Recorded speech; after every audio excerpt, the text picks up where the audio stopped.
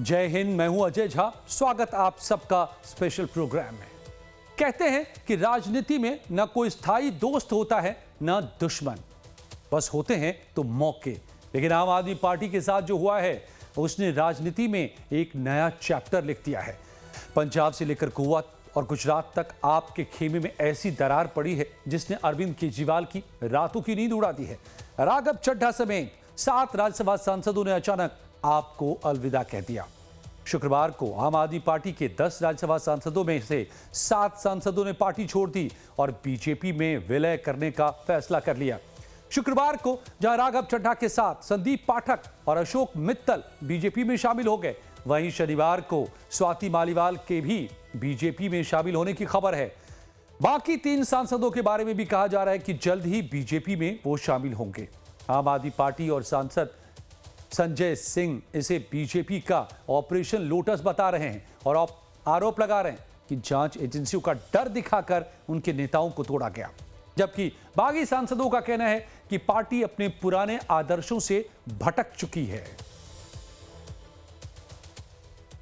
बाबा साहब अम्बेडकर द्वारा बनाया गया संविधान ये ताकत देता है, ये प्रावधान देता है चुने हुए सांसदों को कि यदि उन्हें ऐसा महसूस हो कि उनकी पार्टी करप्ट और कॉम्प्रोमाइज्ड हाथों में चली गई है या पार्टी गलत रास्ते पर जा रही है, तो वे अपनी पार्टी को त्याग सकते हैं। अधिकांश सांसद अगर चाहें, और उसके लिए 2/3 या 2/3 से ज्यादा की लिमिट तय करी गई। ये नहीं, 7 सांसद मिलकर आम आदमी पार्टी को त्याग रहे हैं, छोड़ रहे हैं, क्योंकि वे मानते हैं कि आम आदमी पार्टी करप्ट और कॉम्प्रोमाइज्ड हाथों में जा चुकी है।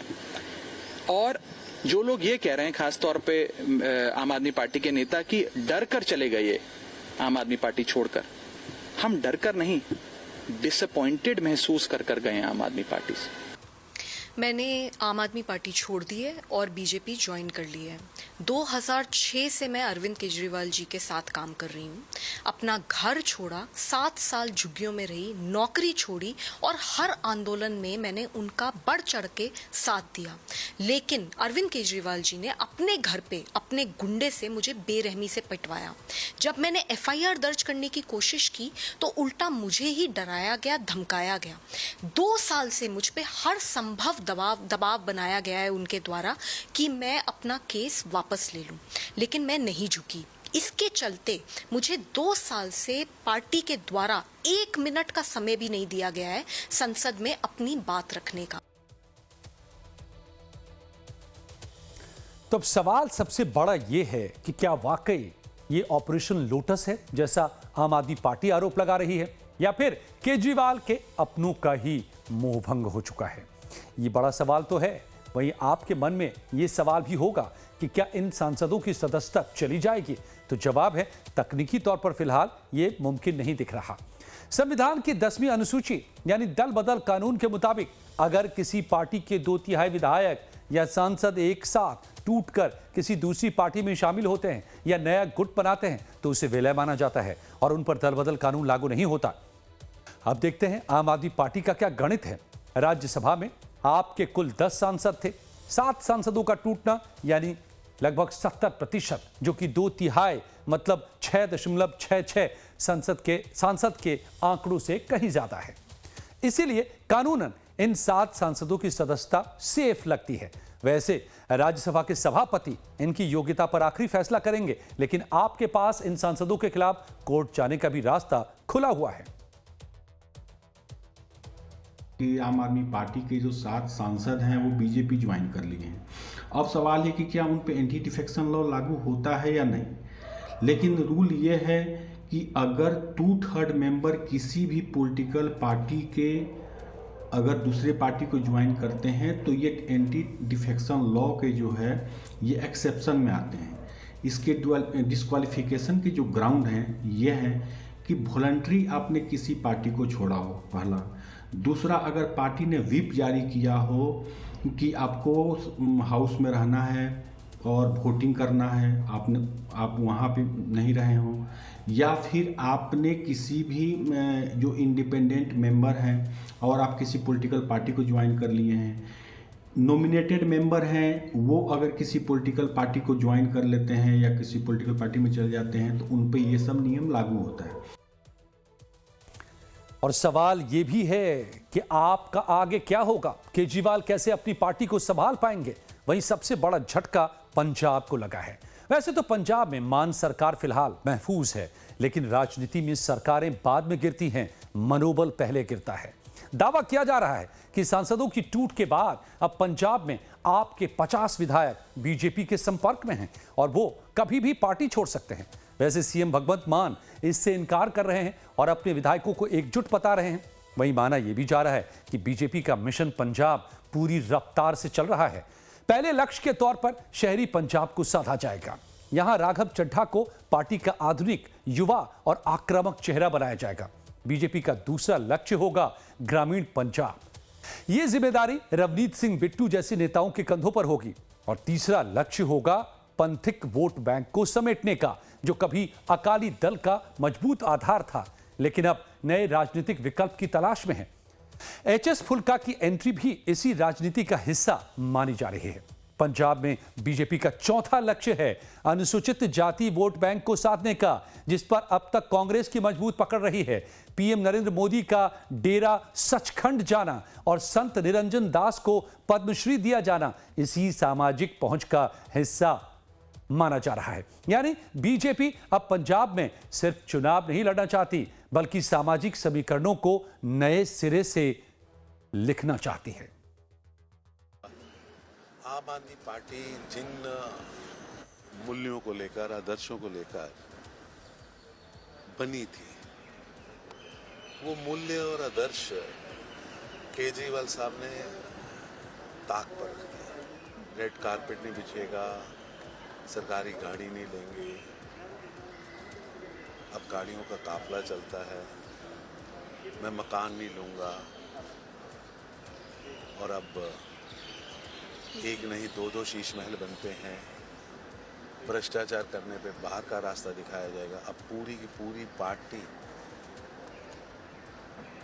इंस्टीट्यूशनलाइज करप्शन में पूरी तरह फंसी है।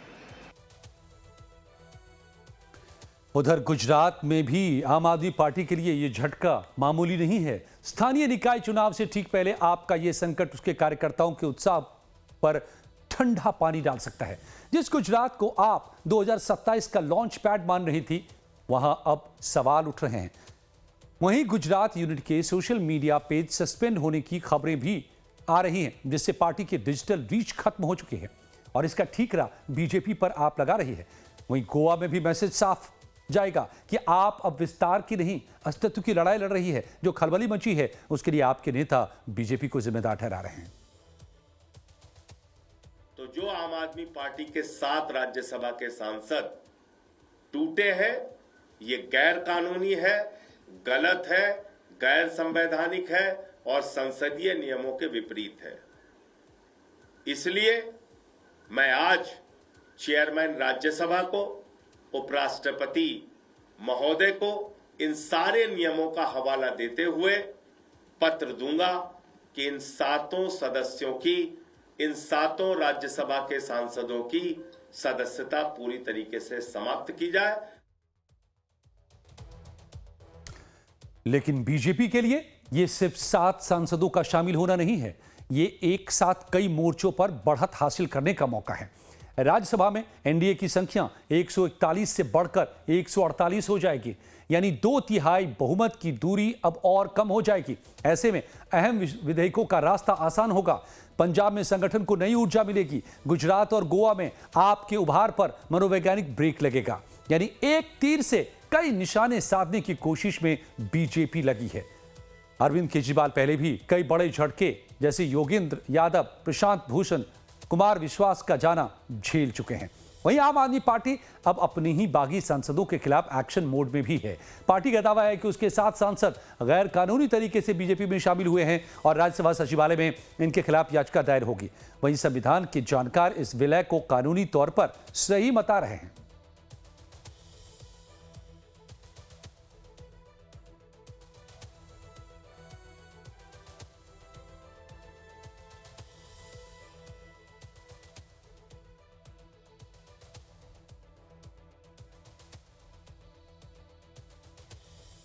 तो मेरे साथ कुछ खास मेहमान जुड़ गए हैं। आइए इस गुत्थी को समझते हैं कि क्या इसमें राजनीतिक पक्ष हैं दोनों पक्षों की तरफ से और कानूनी पहलू क्या है। जीसी मल्होत्रा साहब संविधान विशेषज्ञ हैं, हमारे साथ शुभेंदु शेखर अवस्थी बीजेपी के प्रवक्ता, पुष्पेंद्र श्रीवास्तव आम आदमी पार्टी के प्रवक्ता। आप तीनों मेहमानों का स्वागत है।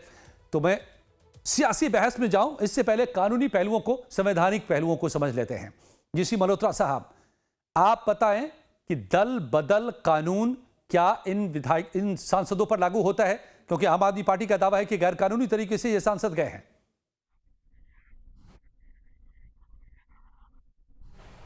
देखिए, अगर आज की डेट में हम देखें तो इस वक्त जो लॉ गोवा में हुआ, Bombay high court Goa bench ने जो दिया हुआ है, उसके अंडर 2/3 मेजॉरिटी जो मेंबर्स की है पार्टी की, पार्टी मींस लेजिस्लेचर पार्टी।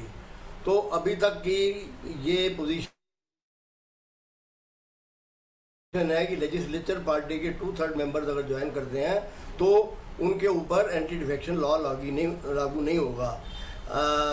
वो केस सुप्रीम कोर्ट में अभी पेंडिंग है, तो जब तक ये केस का कोई डिसीजन नहीं होता, हाई कोर्ट का फैसला मान्य है और party deemed to be legislative party, ये आज तक की पोजीशन है। वैसे एंटी डिफेक्शन लॉ में अगर कोई भी मेंबर पार्टी छोड़ते हैं तो मतलब ये है कि जिस पार्टी ने उनको इलेक्ट किया उसको वो नहीं छोड़ना चाहिए वॉलंटरीली या व्हिप को वायलेट करके। शुरू में प्रोविजन था कि अगर 1/3 छोड़ें तो वो बच जाते थे। 2003 में 91st अमेंडमेंट हुआ तो इस प्रोविजन को डिलीट करके जो ओरिजिनल प्रोविजन था कि 2/3 अगर मेंबर पार्टी के छोड़ते हैं तो उनको या मर्ज करते हैं किसी दूसरी पार्टी में, तो उनके ऊपर एंटी डिफेक्शन लॉ लागू नहीं होगा, वो एंटी डिफेक्शन के अंडर डिस्क्वालीफाई नहीं होंगे। तो आज की पोजीशन यही है कि 2/3 मेंबर्स ऑफ द पार्टी का मतलब ये है 2/3 members of the legislature party और पार्लियामेंट पार्टी। तो इसलिए अभी तक के पोजीशन से ये लगता है कि ये डिस्क्वालीफाई नहीं होंगे और ये पावर जो है चेयरमैन राज्यसभा के पास है इसका फैसला करने की। अगर उनकी तरफ से पिटीशन आती है कोई, जैसा अभी कह रहे थे, तो उस पिटीशन पे जो डिसीजन लेना है वो चेयरमैन राज्यसभा ने लेना है। जी, तो यानी आप कह रहे हैं कि दल बदल कानून के हिसाब से डिस्क्वालीफाई होने के आसार इनके नहीं हैं। एक और सवाल मल्होत्रा साहब आपसे कि अब ये पूरी प्रक्रिया आगे कैसे बढ़ेगी। आम आदमी पार्टी कंप्लेन करने की बात कह रही है राज्यसभा के सभापति से और कानूनी रास्ता भी अख्तियार करेगी, तो क्या क्या एवेन्यूज हैं आम आदमी पार्टी के पास में जिसके जरिए इस बागी सांसदों को रोकने की वो कोशिश कर सकती है या डिस्क्वालीफाई कराने की कोशिश कर सकती है?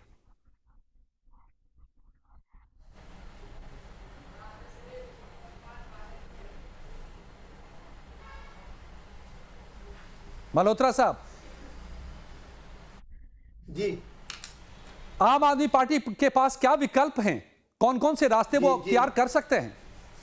आपकी आवाज नहीं आ पा रही है मेरे पास। हेलो जी, सुन पा रहे हैं आप सर? नहीं, अब वो आम आदमी पार्टी के लिए रास्ता यही है कि अगर वो चेयरमैन साहब को इनकी चेयरमैन साहब को डिस्क्वालिफिकेशन की पिटीशन देंगे और उसके ऊपर जैसा कि अभी आज की स्थिति में लग रहा है कि उनकी डिस्क्वालिफिकेशन की पिटीशन को रिजेक्ट कर दिया, अब उनके लिए ओपन कि वो हाई कोर्ट या सुप्रीम कोर्ट में जाएं। तो जैसे मैंने कहा कि गोवा बेंच जो बॉम्बे हाई कोर्ट की है उसमें ये पार्टी से है, तो पार्टी का मतलब ये 7-10 में से जो मेंबर हैं ये पार्लियामेंट पार्टी के हैं। ओरिजिनल पार्टी जो है आपकी, उसमें टूट हुई है नहीं हुई है उसको देखने के लिए कौन डिसीजन लेगा, चेयरमैन लेगा, उसके बारे में उसके क्या उसके ऊपर कंट्रोल है बाहर की पार्टी के ऊपर, ये सारी चीज़ें उस वक्त आएंगी। तो अभी तक की जो डीमिंग प्रोविजन है वो यही है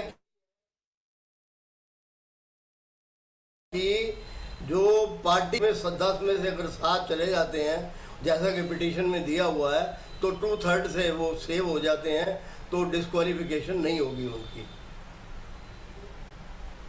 जी बिल्कुल, तो चलिए देखना होगा कि आम आदमी पार्टी अब क्या रास्ता लेती है। लेकिन पुष्पेंद्र श्रीवास्तव जी आम आदमी पार्टी के प्रवक्ता मेरे साथ हैं, शुभेंदु शेखर अवस्थी बीजेपी के प्रवक्ता। पुष्पेंद्र जी, तो लगता नहीं, कानून के जानकार, संविधान के जानकारों की बात आपने सुनी, मल्होत्रा साहब जो कह रहे हैं कि आपके पास ज्यादा विकल्प बचे नहीं हैं और आपको राघव चड्ढा की उस बात को स्वीकार करना होगा कि पार्टी अब रहने लायक बची नहीं थी।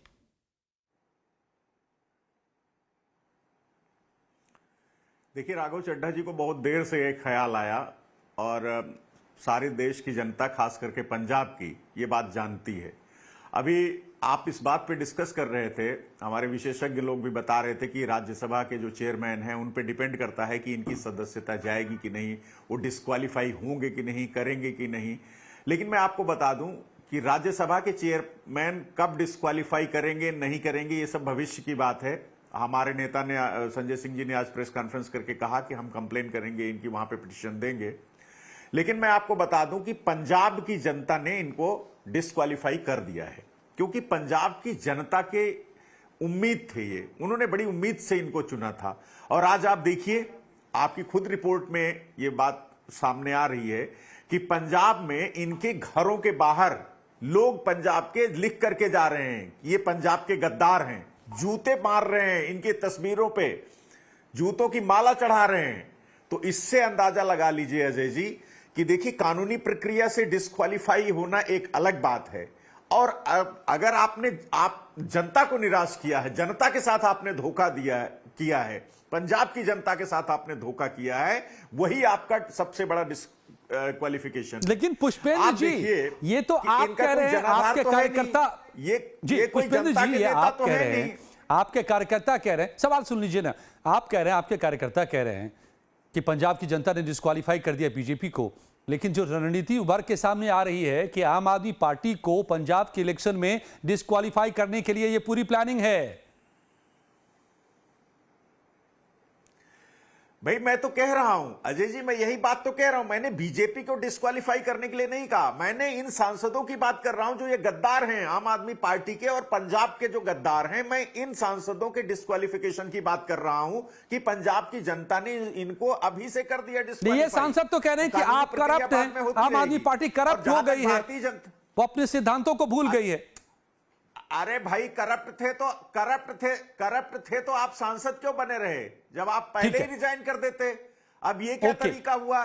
दरअसल क्या है, करप्शन की बात तब आई इनके दिमाग में। सुनिए, भारतीय जनता पार्टी क्या है, आम आदमी पार्टी के बढ़ते जनाधार और वर्चस्व से पूरे देश में इस तरह से घबराई हुई है कि वो इन हथकंडों पे उतर आई है। अब आप देखिए, शुभेंदु शेखर जी, देखिए कि अभी 10 दिन पहले, 15 तारीख की बात है शायद, इन्होंने, ठीक है, मैं आता हूं आपके पास दोबारा सर, डलवाया अशोक मित्तल जी के यहां, और तरह तरह के जी, मैं दोबारा आता हूं आपके पास। ऐसे ही एक दिन में चीजें नहीं हुई हैं ये ठीक है शुभेंदु शेखर जी, तो ये ऑपरेशन लोटस है क्या?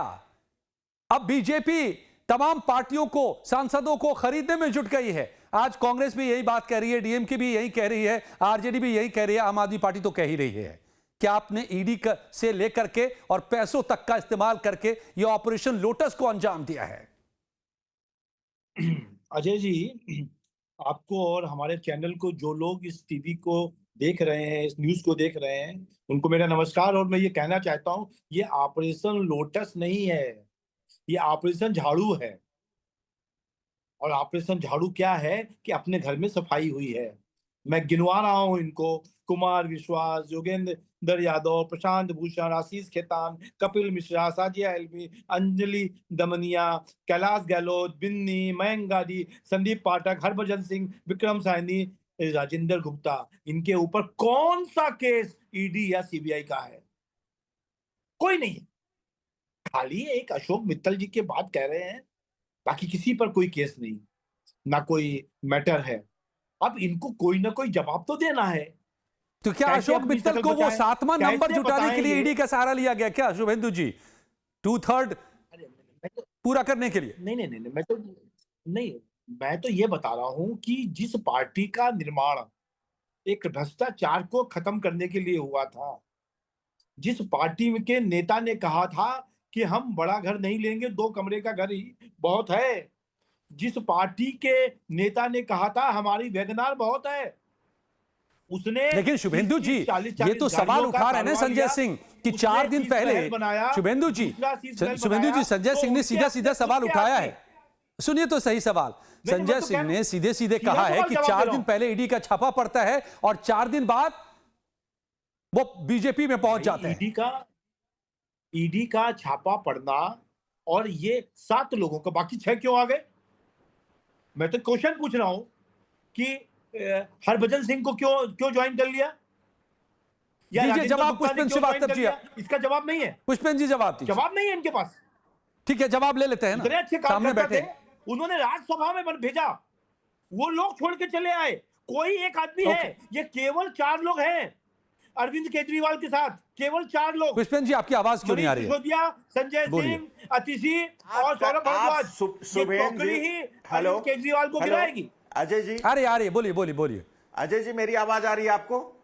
बोलिए जी। आ मैं रही है। ये कह रहा हूं, शुभेंदु भाई कह रहे हैं कि इनको छोटा सा मकान लेना चाहिए था, 2 कमरे का मकान लेना चाहिए था। हमें शर्म कहा आती है, आपने? लेकिन बीजेपी को शर्म नहीं आती है। आपने कहा, इनके हमने नहीं मंत्री कहा। हैं दिल्ली सरकार हमने में, नहीं प्रवेश कहा। आपने साहिब दुनिया सिंह को बेवकूफ बनाया। वर्मा, उन्होंने प्रेस ढीली कॉन्फ्रेंस पैंट, ढीली शर्ट की पहन और के। एक ऐप से पिक्चर्स डाउनलोड कर दी कि ये, और बता दिया प्रेस कॉन्फ्रेंस करके, प्रेस वालों को झूठ बोला कि भैया ये तो अरविंद केजरीवाल का घर है, ये तो आलीशान घर है, जबकि सारी पिंटरेस्ट के नाम की ऐप है, उससे सारा उठाया इन्होंने। और आज हमारी नेता दिल्ली की पूर्व मुख्यमंत्री आतिशी जी ने उसको एक्सपोज कर दिया, सारी एक एक पिक्चर। तो ये झूठे लोग हैं, कोई आलीशान मकान में नहीं रहता। इसी तरह से इन्होंने शीश महल का तमाशा किया था। मैंने आपको बताया अजय जी, ये बीजेपी इस तरह बौखलाई हुई है। गुजरात में, गोवा में, हम सब जगह, पंजाब में हमारी सरकार, सब जगह हम बढ़ रहे हैं, हमारा विस्तार हो रहा है, जनाधार बढ़ रहा है। उससे बीजेपी इस तरह बौखलाई हुई है कि आज देखिए आपकी रिपोर्ट में आपने खुद दिखाया अगले हफ्ते कैसे तक इन्होंने इंतजार कर गुजरात लीजिए। में लोकल बॉडी इलेक्शन है कल, और गुजरात में इन्होंने हमारे सोशल मीडिया के हैंडल ब्लॉक करवा दिए। ये घबराहट है बीजेपी। अजय जी, एक छोटा सा एग्जांपल देता हूं। 2 दिन पहले इनको दिल्ली में नॉमिनेशन करना था मेयर का नाम का, लिस्ट ही नहीं दी, अपने लोगों को बैकआउट कर लिया। जिसके पास 100 लोग हो, वो लोग अपना मेयर का कैंडिडेट नहीं देते, क्योंकि इनको मालूम है तो हम तो इसीलिए, हमारे आधे लोग इसीलिए कहा ना कि हम आपको एक्सपोज करना चाहते थे।